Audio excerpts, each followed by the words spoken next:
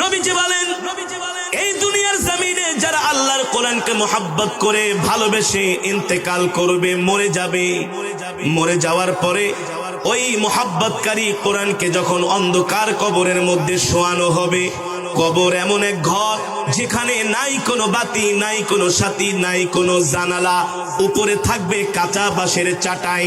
ওই কবরে কোনো বন্ধু থাকবে না, বন্ধুহীন সঙ্গহীন এমন একটা বিভীষিকাময় দৃশ্য। একজন মানুষকে যখন কবরের মধ্যে শোয়ানো হবে, আল্লাহর নবী রাহমাতুল লিল আলামিন বলে ওই মানুষটা ওই সময় নিজেকে এতটা একাকিত্ব মনে করবে, নিঃসঙ্গ মনে করবে, ওই কবরে কোনো বন্ধু পাবে না, সাথী পাবে না। খোদার কসম করে বলি, যারা দুনিয়ার জমিনে আল্লাহর কোরআনকে মোহাব্বত করবে, এই কোরআন তার জন্য কবরে সাথী হয়ে যাবে। পাপী আমি কেমনে থাকব মাওলা ওই ঘরে সাথী না